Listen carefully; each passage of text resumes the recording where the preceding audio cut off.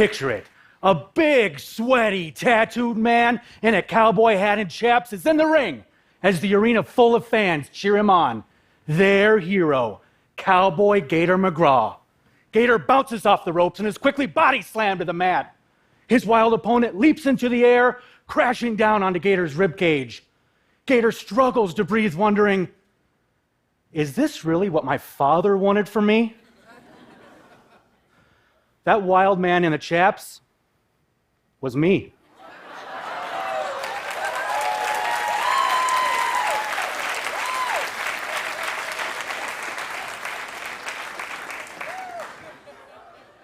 And the answer to the question, surprisingly, is yes.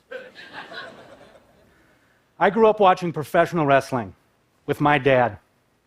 And like him, I loved everything about it. The showmanship, the athletic skill, the drama. I'd be this little boy bouncing all over our living room, pretending to be my favorite wrestlers from TV. My dad actually reminded me a little bit of Hulk Hogan, but I was Hulk Hogan and he was Andre the Giant. I'd get all serious on him and say things like, Dad, someday I am going to be world heavyweight champion. And he would usually smile and very calmly say, okay, then I guess I can count on you to be my retirement fund. When I was 16, a small wrestling show came to my little town in Minnesota, and I couldn't believe it. Nothing like that had ever come to my town before. So, of course, I got to the arena early in the morning, the day of the show, waiting out in the parking lot to see if I could spot some wrestlers pulling up in their cars. It wasn't as creepy as it sounds. But I could definitely tell who the wrestlers were just by the way they walked. They were tall and confident and intimidating, with their tank tops and Zubas and fanny packs. Why wouldn't I want to be them? All I could think about was, who are these people and what are they like? And how did they become wrestlers? So before the show started, I walked into this tiny arena, more like a gymnasium, and I asked them if I could help set up the wrestling ring. Sure, kid, no problem. And then I pleaded with them to show me some wrestling moves. Sure, kid, no problem. Man, they would just punch and kick me hard, but I never complained. They would come to my town for one night every couple of months that year, and then poof, the next day, they were gone. By the next year, they finally told me about an actual wrestling training camp that one of the wrestlers was running, and I begged my parents to sign me up. Next thing I knew, I was a high school senior by day and wrestling in front of live audiences by night. I had this giant poster of an alligator hanging on my bedroom wall, so when I needed to come up with a wrestling name at the last minute and Jesse the Body Ventura was already taken, I went with Gator. I also wrestled in a t-shirt and camouflage pants because that's what I had in my closet. I hadn't quite figured out how to develop my own persona yet, but I was learning. It was sort of like an apprenticeship. But I was a wrestler, and my dad would come to all of my matches wearing a t-shirt that said Papa Gator across the front. And he'd brag to his friends about how his son was going to pay for his retirement someday. And I would have.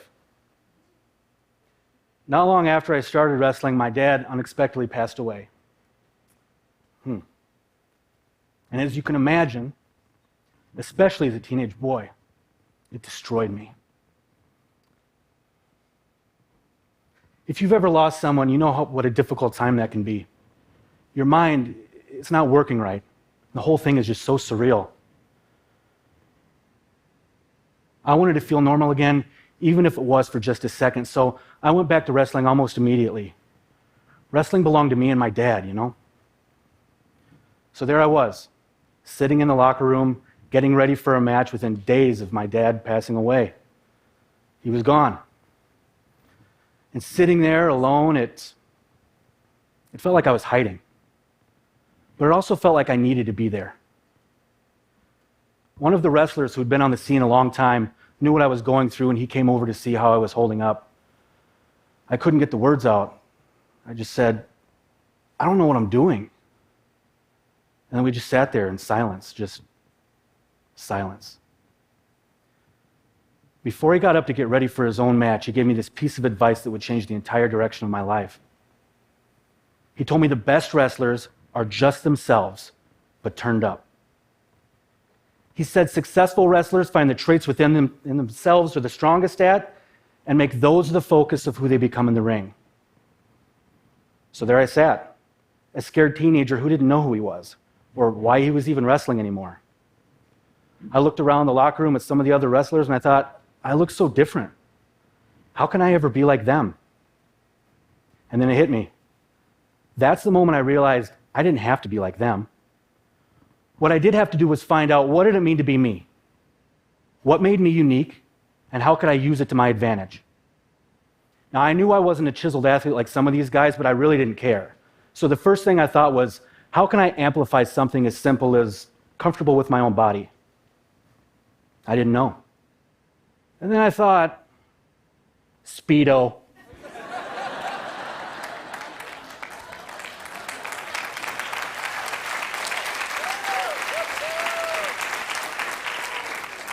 Or trunks, as we call them in wrestling.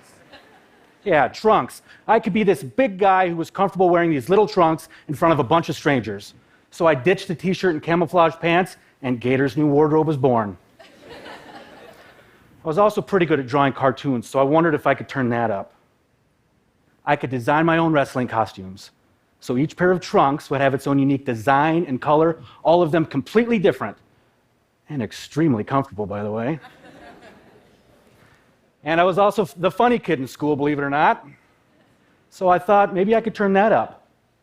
Maybe I could be go from the boy who made his buddies laugh to the man who could rally hundreds or thousands.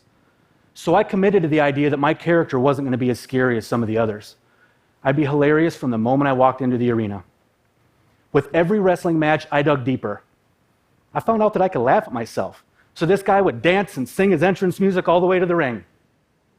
That was dancing, by the way. I found out that I was an okay wrestler, but I was an even better entertainer. And turning myself up made me unforgettable to the fans. I was trying to find those things about me, the simple things that were special, and then ask, how can I turn them up? Now, I knew I wanted my character to be a man's man like my dad was. I thought, what's more of a man's man than a cowboy? And that's when Gator became Cowboy Gator. Yeah, I needed a last name. And I thought about it until my head hurt. I couldn't come up with anything. I was sitting there watching TV one night, flipping through the channels, and this commercial comes on, talking about a country singer who had just won an Entertainer of the Year award, Tim McGraw. He's a cool cowboy with a great last name, and I liked his music. It was just all part of my process, but I just kept turning myself up until I became Cowboy Gator Magraw.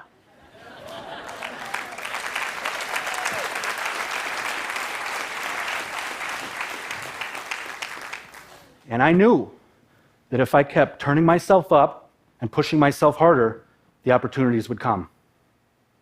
And then it finally happened. In the middle of the night, I got a phone call. It was the call I wish my dad was around to hear.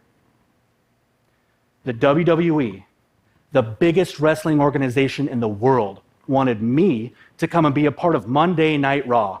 Yes, all of my hard work and miles on the road were finally paying off. I got to walk down the WWE Raw entrance ramp on live television, dressed up as a fake security guard to escort another wrestler to the ring. Sure, I was disappointed I didn't get to wrestle, but very few wrestlers get any kind of call from the WWE, maybe one in a few hundred. And becoming Cowboy Gator Magraw is what got me there. So instead of walking away that day, I decided to turn myself up again and become the best security guard I could. In fact, I did it so well, I was the only guard to get a close-up on TV that night. It's a big deal, you know? And I got to sit backstage that entire day with some of the most famous pro wrestlers in the world, some of which were heroes of mine as a kid. And I got to listen to them and learn from them. And for that day, I was accepted as one of them. Maybe my experience with the WWE wasn't ideal. I mean, I didn't get to wrestle, but it made me work harder, turning myself up louder year after year. I was becoming the biggest version of myself in the ring, and other people took notice. Before I knew it, I'd gone from wrestling maybe once a month in Minnesota to as often as 4 times a week all over the United States on the independent wrestling circuit. I was literally living my dream. While wrestling over the next few years, I suffered a pretty bad shoulder injury right around the same time that my wife and I found out that we were expecting our first child. And I know what you're thinking, but believe me when I say those two events are completely unrelated.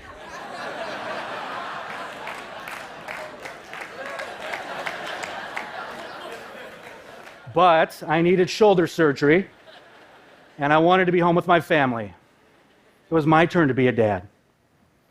So on July 27th, 2007, I wrestled my final match and walked away from professional wrestling to pursue the next chapter of my life. And as time passed, the strangest things started to happen. I found out that once someone has been turned up, it's pretty hard to turn them down. I left the ring, but Gator stayed with me, and I used a turned-up version of myself every day. My beautiful wife has been with me through this entire journey, and by the way, she does not like pro wrestling. Like at all. But she was always my biggest fan. She still is. She knows there's always going to be some part of Gator Magraw in here, and she wants our daughter and twin sons to discover themselves the way that I did, but probably with fewer body slams and steel chair shots to the head. I mean, do you know how many times she's had to remind me not to clothesline the referees at my kids' soccer games? I mean, it was just the one time, and my daughter was clearly fouled. As a parent now, I've begun to realize that my dad wanted something much more valuable than a retirement fund. Like most parents, he just wanted his kids to reach their fullest potential. I'm trying to teach my children that turning yourself up is just not some perfect idea of how to be great. It's a way of living. Constantly looking for what makes you different and how you can amplify it for the world to see. And by the way, my kids don't like wrestling either. But that's okay with me, because they each have their own unique talents and can be turned up just like the rest of us. My one son, he's a whiz at electronics, so maybe helping him turn up makes him become the next Steve Jobs. My other son and my daughter, they're great at art, so maybe helping them turn up their gifts helps them become the next Pablo Picasso. You never know what you have the ability to do until you dig. And don't be afraid to put yourself out there. I mean, look around. They say that if you get nervous in front of an audience, you just imagine them in their underwear, but then I think, hey, I've wrestled in less.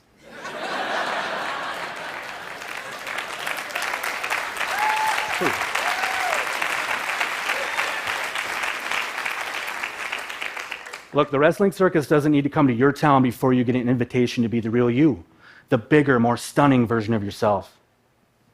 It doesn't even necessarily come from our parents.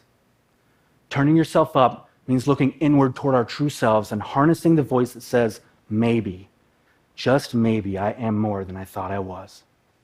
Thank you.